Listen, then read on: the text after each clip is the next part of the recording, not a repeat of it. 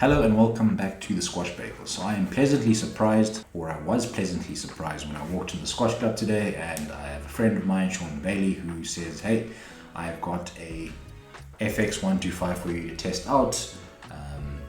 So obviously been able to hit with it for a couple of minutes, about 20 minutes. And yeah, with respect to this video, the way we're going to structure it is actually going to talk about the FX125, talk about some of the pros that I found, some of the cons, and then compare it to the Revelation Pro Lite 125, which is this bad boy in red. So without further ado, let's go. With respect to the FX Pro Lite 125, as mentioned in the previous video, Dunlop has obviously tried to align their tennis range as well as their squash range, and they renamed it to the FX Pro Lite. Previously it was called the Revelation Pro Lite 125. So this is the FX125 Pro Lite. The previous one that we spoke about, which was the old Revelation 125, is now the FX125. So there's no Pro Lite little, I guess, ad lib to it. Very faint. I can see the camera's obviously not showing it really well, but yeah, very different in terms of the model, in terms of the frame and the construction. Both teardrop shaped rackets, but this one's sort of a little bit narrower towards the neck of the racket.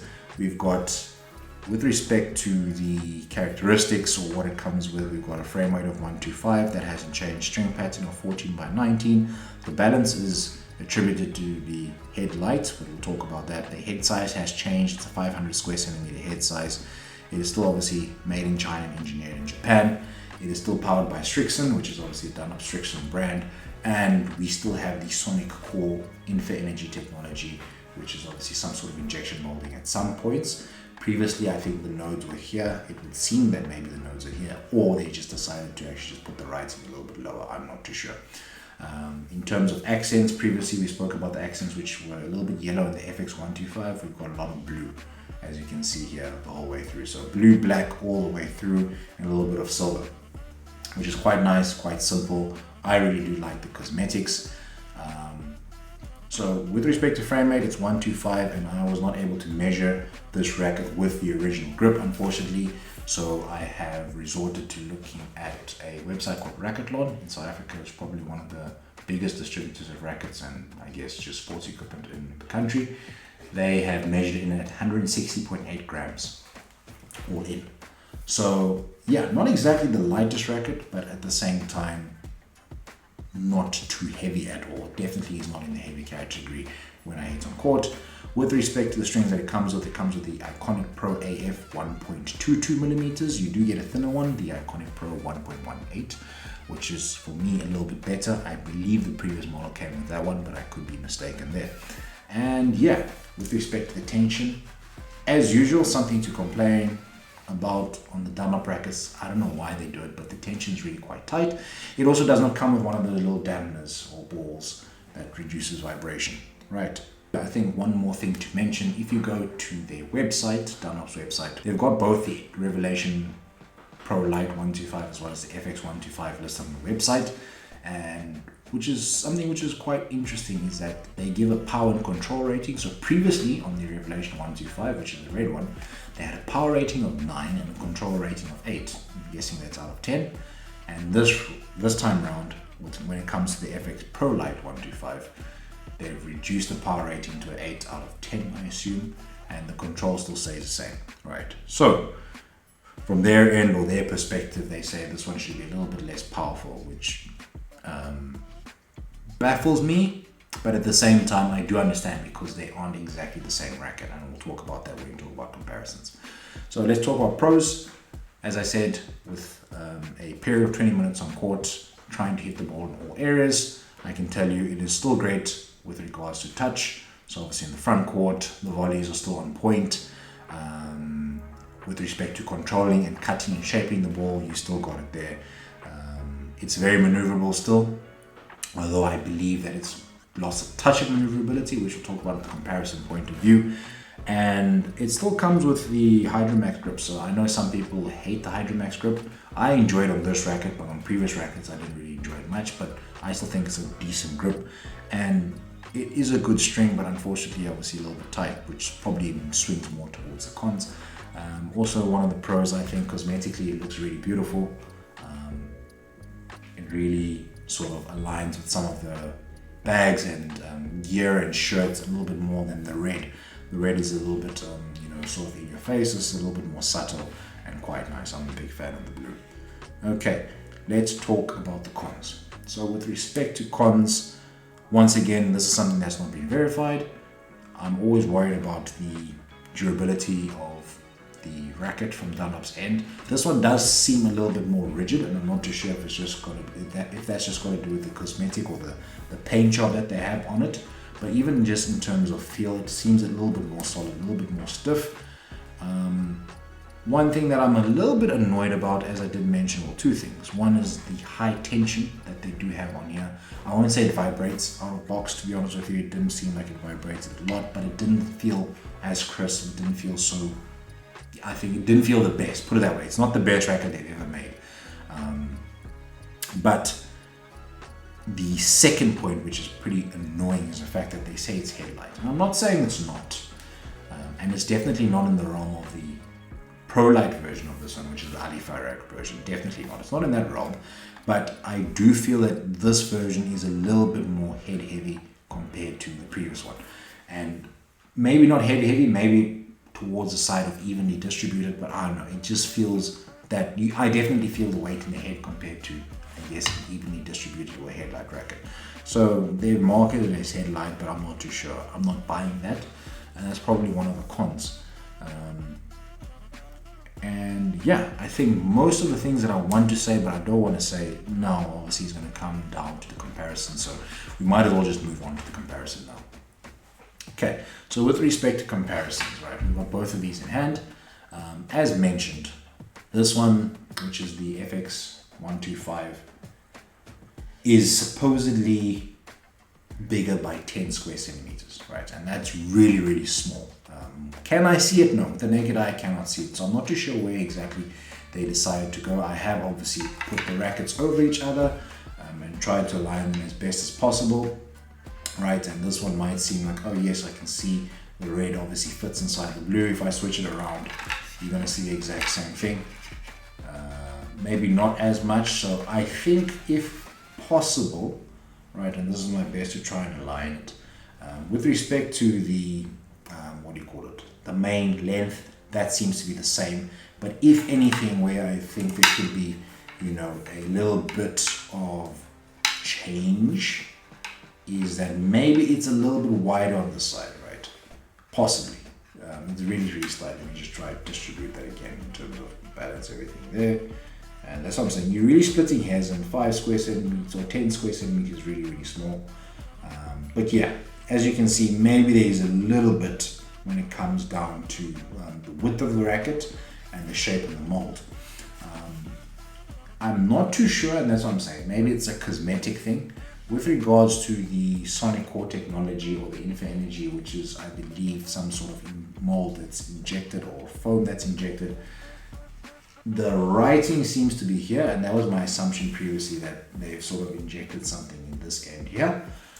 This time around, in terms of where the sign is at least, and maybe that's where it starts to be a little bit thicker, it will seem that the sign and where they've injected everything is around here. So I'm not too sure if they've shifted that from there to there, which obviously one has to do with the change in head size, and also two with the difference in feel, making it not so head heavy.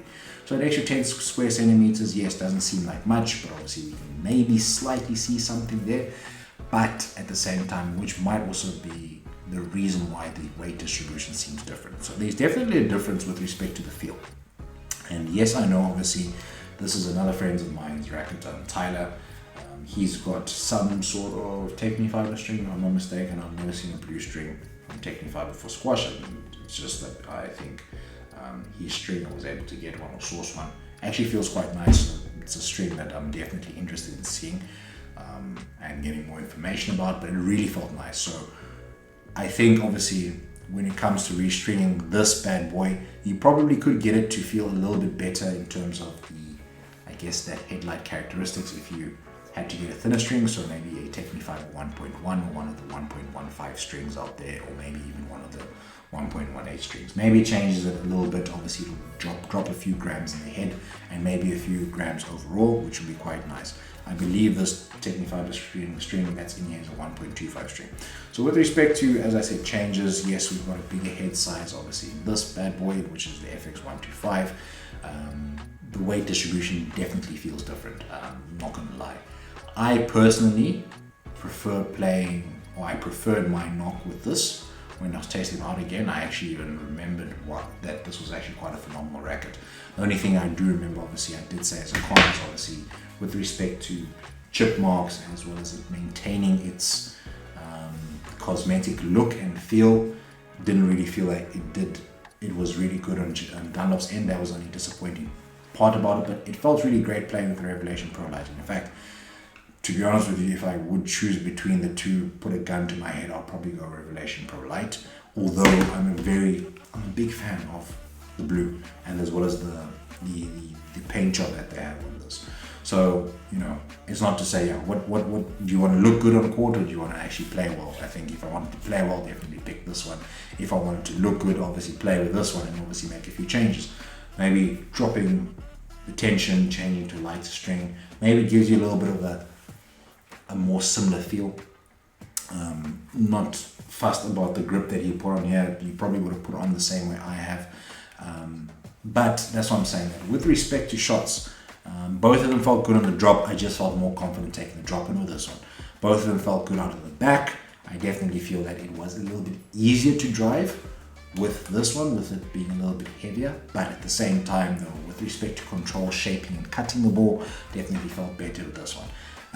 I think with respect to rackets, I definitely try to go through a variety of swing techniques when I'm trying to test a racket, because I just feel sometimes a racket is made for a certain type of players and also certain type of swing techniques. So if I had to hold a racket like this and obviously try swing with maybe what you call traditional swing, didn't feel happy with it. But if I had to sort of adapt and bring a little bit more of a swing which uses a lot more of my arm, maybe a little bit more open like how Victor would use it, then I felt comfortable with both of them. I still enjoyed this one a little bit more. So I think, technically speaking, and this is now a hunch and assumption, and tell me if I'm talking crap at the end of the day, put in the comments, I would love to hear it. One thing I probably did notice about Victor in his last few matches, or at least last year's end, he started gripping the racket, and let's obviously go back to this bad boy, although his racket looks slightly different from last year because they had a newer limited cosmetic version of the exact same racket. So exactly the same, it was a little bit more black, a lot more black. I think they started experimenting with obviously a little bit of a paint job. So it was black and red obviously, but a little bit more black. And Victor's grip had gone from the years from here obviously to a lot higher up. So you could see that he started gripping up a little bit higher, and obviously with him gripping a little bit higher, he would get more control, cut on the ball, a little bit more open stance, similar to Paul. In fact, like I won't say they play exactly the same, but I like their swing pass. They look very similar. And I think with him having to hold the racket a little bit higher, it would make sense that, well, he would still obviously want to get a little bit of power. So he sacrificed a lot of power in order to get the control and shape that he wanted on the ball in the previous racket by gripping it a little bit higher up.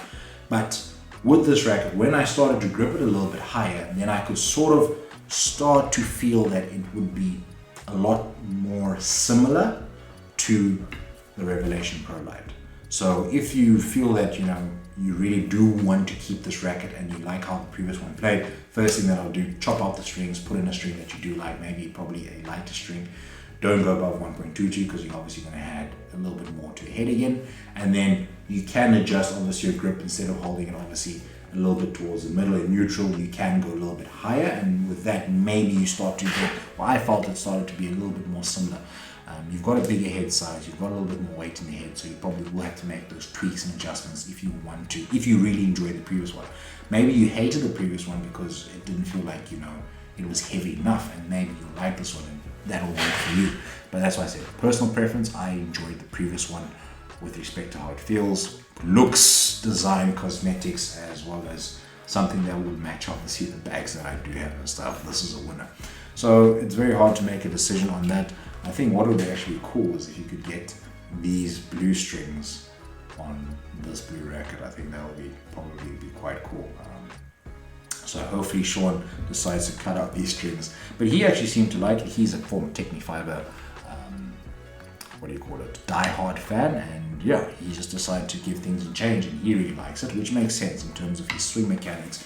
Overall, really nice, really excited to have tested it out for a bit. Unfortunately, couldn't spend too much time, can't make the tweaks and changes I would have liked to make, but I'm hoping you guys out there will be able to pick up a racket and tell me what it is that you've tried. And yeah, that's about it. So till next time, what is coming up? Yeah, what's coming up is, I have mentioned obviously the Carboflex V2. Initially I had gone with the 125 version, changed my mind to the 120. Reason being, obviously the 120 is something that's a little bit different compared to what I've tested out there. The whole range is supposed to be a little bit different, but you know, if it's a hit and miss, I'd rather want to go for something that's a little bit completely different, a brand new model to sort of speak about. And PDA Sport has also done a good review on the 125. Mohammed spoke a little bit about the 120, but they've done the review on the 125 because that's Mohammed's racket. And yeah, so I think I've changed my mind. No, I don't think, I know I've changed my mind to the 120. So we'll talk about the 120 when it does arrive. We had a shipping delay, so I believe they landed in the country 3rd of October. So somewhere from that end, although I've got a wedding the 4th, the 5th and the 6th, the 5th and the 6th. So probably when I get back, I'll probably delay my review on it, because that will be personally be my racket, so I can take and spend a lot more time instead of giving you sort of a rush view, and also probably take time to give you sort of first impressions. So take the grip off, do that on camera for you guys, and actually give you a first impressions view of the Carboflex X-Top V2. So yeah, that's coming up soon. If anything happens in between, or I stumble upon anyone with rackets that they would allow me to test, I will bring that for you guys.